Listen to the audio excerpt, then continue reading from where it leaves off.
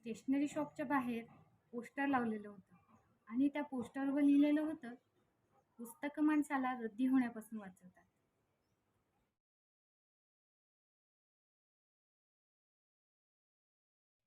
नमस्कार, मी स्नेहा.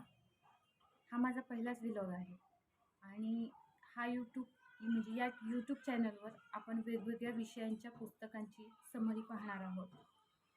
तुम्हाला पण जर माझ्यासारखं पुस्तक वाचायला आवडत असेल पण वेळ मिळत नसेल तर ह्या पुस्तकांची समरी खास तुमच्यासाठी. नुकताच माझ्या वाचण्यात आलेलं एक पुस्तक आहे जे महात्मा ज्योतिराव फुले यांनी लिहिलं आहे, शेतकऱ्याचा असूड. विद्येविना मती गेली, मतीविना नीती गेली, नीतीविना गती गेली, गतीविना वृत्त गेली, वृत्तविना शूद्र खचले, एवढे अनर्थ एका अविद्येने केले. त्या शब्दात शूद्रांच्या अवनीतीची मीमांसा महात्मा फुले शेतकऱ्याचा असूड याच्या प्रारंभीच करतात. महात्मा ज्योतिराव फुले हे मानवतावादी लेखक, क्रांतिकारी समाजसुधारक आणि विचारवंत होते. त्यांनी शोषणमुक्त, भयमुक्त आणि न्यायाधिष्ठित समाज रचनेचे स्वप्न पाहिले होते आणि ते साकार करण्यासाठी त्यांनी आपल्या आयुष्याच्या शेवटच्या श्वासापर्यंत संघर्ष केला. लेखणी आणि वाणी ही त्यांच्या संघर्षाची हत्यारे होती. महात्मा फुले यांनी गद्य व पद्य अशा दोन्ही प्रकारात लेखन केलेले असून त्यात आशयाची समृद्धता आणि रचनेत विविधता आढळते. त्यांच्या निबंध व प्रबंधवजा लेखनांपैकी शेतकऱ्याचा असूड हा अत्यंत महत्त्वाचा ग्रंथ आहे. या ग्रंथात ज्योतिराव फुले यांनी शेतकऱ्याच्या शोषणाचे, दुःख, दैन्याचे भेदक चित्रण केले आहे. शेतकरी हा समाजव्यवस्थेचा केंद्रस्थानी असला पाहिजे असे फुलेंना वाटत होते. त्यामुळे ते या ग्रंथात शेतकरी वर्गाच्या प्राचीन व समकालीन स्थितिगतीची, अर्थकारणाची, शोषणाची वास्तव मांडणी करतात. शेतकरी जीवनाचा इतका मूलभूत विचार करणारा व त्याच्या उन्नतीचे उपाय सुचवणारा शेतकऱ्याचा असूड हा आधुनिक भारतातील पहिला ग्रंथ आहे. मतलबी धर्मग्रंथ व त्याच्या चाव्या ज्याच्या कमरेला आहेत ते भूदेव यांचे थोतांड व ब्रह्मगारूड उघड केल्याशिवाय या देशातील शूद्र, अतिशूद्र, शेतकरी, स्त्रिया आणि शोषित घटकांची सुटका होणार नाही, त्यांचे शोषण थांबणार नाही, या तीव्र जाणीवेपोटीच ते लेखनाकडे वळालेले दिसतात. महात्मा ज्योतिराव फुले यांनी शेतकऱ्याचा असूड हा ग्रंथ 18 जुलै 1883 रोजी लिहिला, पण तो त्यांच्या हयातीत प्रकाशित झाला नाही. पूर्ण ग्रंथ दिलेला असतानाही त्यातील सुरुवातीची 2 प्रकरणे दीनबंधूमध्ये आली होती. ऐतिहासिकदृष्ट्या इतका महत्त्वाचा असणारा ग्रंथ 1967 पर्यंत उपलब्धच नव्हता. जवळजवळ 86 वर्ष अंधारात होता. फुले त्यांच्या लेखनात वेदविरोधी भूमिका घेतात. शूद्र, अतिशूद्र यांना विद्या शिकवण्यास प्रतिबंध करणाऱ्या धर्मग्रंथांचा त्यांनी धिक्कार केला होता. धर्मग्रंथांची भीती दाखवून शूद्र, अतिशूद्र व स्त्रिया यांचे शतकानुशतक शोषण करणाऱ्या भूदेवांवर ज्योतिरावांनी टीकास्त्र सोडले होते. त्या काळातील धर्मव्यवस्थेची झाडाझडती त्यांनी घेतली होती. धर्मव्यवस्थेची पाठराखण करणाऱ्या धर्मधुरीणांवर कठोर टीका केली होती आणि ती त्या काळातील विद्वानांना चांगलीच झोंबली होती. त्या काळातील सर्व वाङ्मय व्यवहार जे भूदेवांचे भाऊबंद होते अशा लोकांच्या हाती होते. महात्मा ज्योतिराव फुले हे त्यांच्या दृष्टीने लेखकच नव्हते. त्यांच्या पुस्तकाची दखल मग कोण घेणार?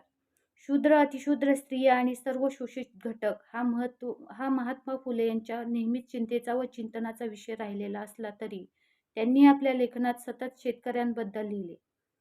काबाड कष्ट करणाऱ्या शेतकऱ्यांवरची त्यांची कविता असेल वा रचना, या रचना शेतकऱ्यांविषयी त्यांना वाटणाऱ्या आत्मीयतेची साक्ष देतात.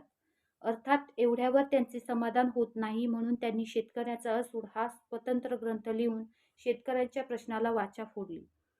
ज्योतिराव हे व्यवसायाने शेतकरी होते. शेती करणाऱ्या घरातच त्यांचा जन्म झाला होता. शेतकऱ्याचे हाल आणि त्यांची आर्थिक दुर्व्यवस्था त्यांनी उघड्या डोळ्यांनी पाहिली होती. कितीही कष्ट केले तरी शेतकऱ्यांची आर्थिक स्थिती सुधारत नाही. शेठ, सावकारांचे कर्ज आणि भट भिक्षुकांची भोंदूगिरी यांच्या दुष्टचक्रात शेतकरी अडकलेला असतो. म्हणून शेतकऱ्यांच्या आणि शेतीच्या दुर्व्यवस्थेकडे राज्यकर्त्यांचे लक्ष वेधण्यासाठी महात्मा फुले शेतकऱ्याचा असूड हा ग्रंथ लिहितात. अशा प्रकारे सन 1883 मध्ये महात्मा फुले यांनी लिहिलेला हा ग्रंथ तब्बल 86 वर्षांनी अभ्यासकांना उपलब्ध झाला. भारत हा कृषीप्रधान देश आहे. देशातील प्रमुख उद्योगांना कच्च्या मालाचा पुरवठा कृषी उद्योगातून होतो. त्यामुळे कृषी उद्योग भारतीय अर्थव्यवस्थेचा कणा मानला जातो. 1950 मध्ये राष्ट्रीय उत्पन्नात कृषी क्षेत्राचा वाटा 45.44% होता. तो सध्या 14.39% एवढा खाली आला.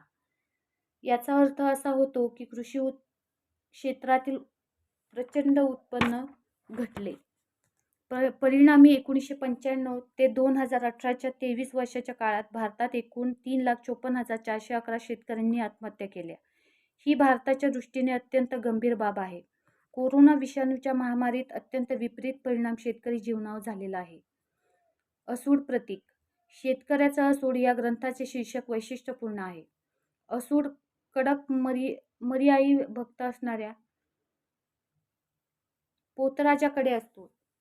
तो आसूडाचे फटके स्वतःच्या अंगावर ओढून घेतो. त्या फटकाराने पोतराजाचे सर्वांग रक्तबंबाळ होते. शेतकरी शतकानुशतके भटजी शेठजी यांचे फटके खात रक्तबंबाळ होत आला आहे. हे साधर्म येथे दिसते. शेतकऱ्याच्या हातात चाबूक किंवा कोरडा असतो. त्या आधाराने तो बैलांवर धाक ठेवत असतो. आता तो चाबूक किंवा कोरडा खांद्यावर केवळ शोभेसाठी न ठेवता त्याला आसूडाचे स्वरूप देऊन त्याचे फटकारे त्यांनी शोषणकर्त्याच्या शक्तींवर ओढावेत असे संदेश या प्रतीकातून फुले देऊ इच्छितात. धार्मिक जीवन. चातुर्यवर्ण व्यवस्थेमुळे व मनुस्मृतीसारख्या ग्रंथाच्या प्रभावामुळे धर्माची व्याख्याच बदलून गेली होती. प्रस्थापित व्यवस्थेला पाठबळ देणाऱ्या भोंगळ कल्पना समाजावर वर्चस्व गाजवीत होत्या. अमुक एका माणसाच्या वाटेला दुःख का, तर त्याचे उत्तर त्याचे पूर्वजन्मीचे संचित म्हणजे पूर्वजन्म आणि कर्मसंचित या कल्पनांनी इथल्या लोकांची विचारशक्ती आणि निर्मितीशक्ती मारली गेली होती. स्वर्ग, मोक्ष, पुनर्जन्म, कर्मसंचित या गोष्टी समाजावर लादल्या गेल्या होत्या आणि या गोष्टी लादण्याकडे धर्मव्यवस्थेचे अधिकारी होते.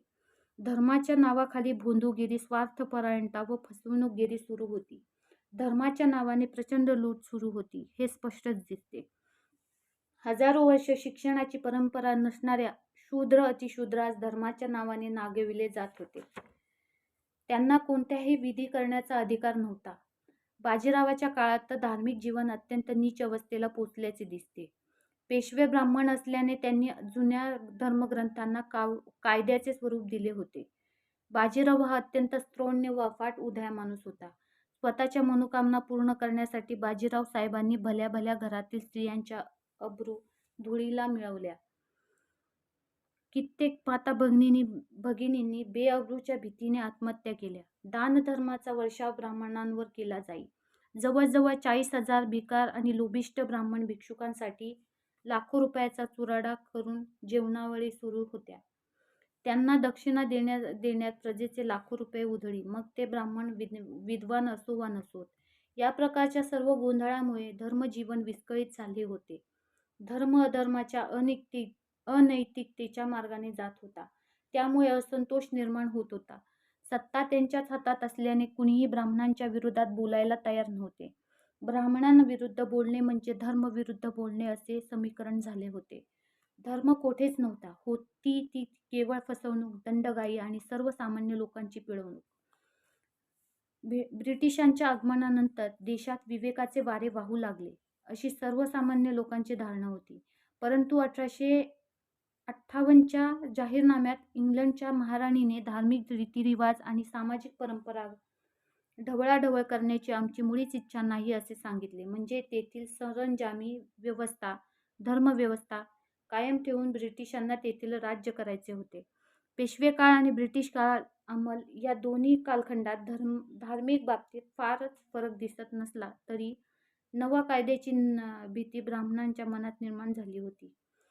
आतापर्यंत प्रमाण मानलेला धर्म हा श्रुती, स्मृती व पुराण यावर आधारलेला होता. मनुस्मृती तर धर्माचे कायदे सांगणारा ग्रंथ होता. सत्ता बदलली तरी रूढी आणि परंपरा या नावाखाली अनेक गोष्टी सुरू होत्या. पाश्चिमात्य विद्या व ख्रिस्ती मिशनरी यांच्या कार्यामुळे लोकांना खऱ्या धर्माचे स्वरूप कळू लागले होते. धर्माची चिकित्सा होऊ लागली होती. धर्म सुधारण्याचे प्रयत्न सुरू होते. अशा प्रकारे नव्या युगधर्माची जाणीव समाजात होत होती. सामाजिक जीवन.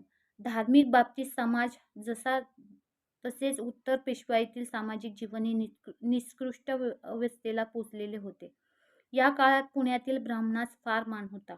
त्यांच्या सोहळ्या ओहळ्याचा आचार-विचार फारच वाढला होता. शूद्र, अतिशूद्र, कष्टकरी यांचा अतोनात छळ सुरू होता. उत्पन्नाचे कोणतेही मार्ग नसल्याने अर्थव्यवस्था कोसळली होती. अनाचारामुळे, दुराचारामुळे, जाती-जातीमधील वैमनस्यामुळे समाजमन दुभंगून गेले होते. राजसत्तेचा पाठिंबा असल्याने ब्राह्मण शूद्रातिशूद्र नागवणीच करीत होते. पेशवाईतील समाजजीवन अस्थिर व अनीतिमान होते. शैक्षणिक स्थगिती. भारतीय संस्कृतीमध्ये शिक्षण वा ज्ञानप्राप्ती ही विशिष्ट वर्गाची मक्तेदारी होती. पेशवाई हे ब्राह्मणप्रधान राज्य असल्याने विद्येचा उत्कर्ष या काळात झालेला दिसत नाही. शिक्षण म्हणजे काय याची योग्य जाणीव या काळात नव्हती असे दिसते. घरात लहान मुलांना सदाचार शिकवावा, नीती शिकवावी, ते न करता मुला-मुलींना वाती कशा लावाव्यात, निरंजने लावून तूप जाळावे, तीळ वाहावे, नाना प्रकारची मूर्खपणाची व्रते करावी, याबाबतच्या कहाण्या शिकवतात. हे वाचून पेशवे काळात शिक्षणाची काय अवस्था होती याची आपणास कल्पना येते. अर्थव्यवस्था. शेतकऱ्याचा असूड या ग्रंथात शेतकऱ्याच्या प्रश्नांचा विचार करताना महात्मा ज्योतिराव फुले आर्थिक बाजूचा सखोल विचार करतात. शेतकऱ्यांच्या अधोगतीस इतर अनेक कारणाइतकंच आपली अर्थव्यवस्था जबाबदार आहे. धर्मसंस्थेने देवधर्म, शास्त्र, पुराणे, विधी, कर्मकांड, यज्ञ अशा अनेक गोष्टींच्या माध्यमातून शेतकऱ्यांची लूटमार केली. मोहिमा, लढाया यांमध्ये शेती व गावांचा सर्वप्रथम बळी जाई. म्हणजे तेथे शेकडो वर्षापासून शेतकऱ्यांचा छळ व आर्थिक शोषण होत असल्याचे दिसते.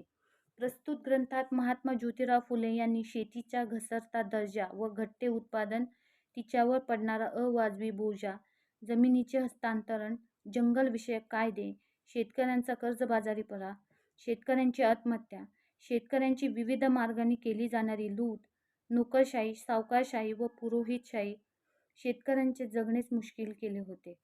अशा नाना प्रकारच्या गोष्टींचे अत्यंत परिणामकारक चित्रण शेतकऱ्याचा असूड या ग्रंथात महात्मा फुले यांनी केले. अन्न, वस्त्र, निवारा महात्मा फुले या पलीकडेही विचार मूलभूत आणि करतात. आवश्यक अन्न, गरजा वस्त्र, आहेत. हे निवारा खरेच, यांच्या पण इतकेच शिक्षण हे देखील माणसाची आवश्यक गरज आहे, असे त्यांचे मत होते. गरिबी, अज्ञान, दैन्य यांचा नाश करण्यासाठी शिक्षण हे एकमेव साधन आहे असे फुले यांनी ओळखले. पुरोहितशाहीने स्त्री, शूद्रादी अतिशूद्रांना शिक्षणापासून दूर ठेवले. त्यांनी मनुस्मृतीसारखे मतलबी ग्रंथ रचून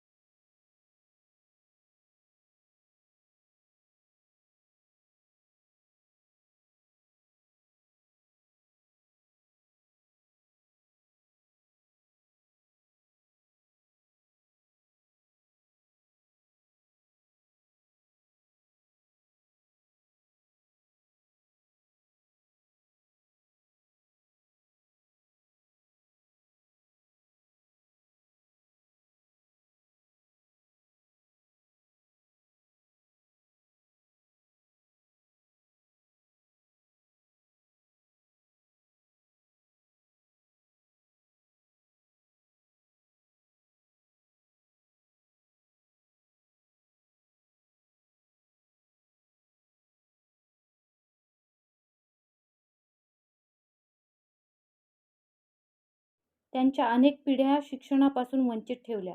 असूडचे संपादन करताना डॉ. नागनाथ कोत्तापल्ले प्रस्तावनेत शेतकऱ्यांच्या दुरवस्थेला, शिक्षणाच्या अभावाबरोबरच त्यांच्या आर्थिक शोषणाकडे फुल्यांचं अधिक लक्ष होतं या गोष्टीकडे वाचकांचे लक्ष वेधले आहे. अविद्या आणि अज्ञान ह्या गोष्टी शेतकऱ्यांच्या नागवणुकीस कारणीभूत आहे असे फुल्यांचे मत होते. धर्ममिशाने भटब्राह्मण शेतकऱ्यांना लुबाडतात. शेतकऱ्यांच्या द्रव्यावर ते घाला घालतातच, पण त्याच्या मनात अंधश्रद्धा पेरतात व बुद्धिभेदही निर्माण करतात. भटजी अत्यंत चलाख असल्याने आपल्या जगण्याचे साधन शूद्र अतिशूद्रांच्या अंधश्रद्धे व बाधित राहणार आहे हे त्यांनी ओळखले. अंधश्रद्धा वाढवून स्वतःच्या व त्यांच्या अनेक पिढ्यांच्या उपजीविकेचा प्रश्न सोडवण्याचा त्यांचा प्रयत्न असतो. त्यांची सुटका व्हायची असेल तर शिक्षण हाच त्यावरील जालीम उपाय आहे, असे महात्मा फुले सांगतात.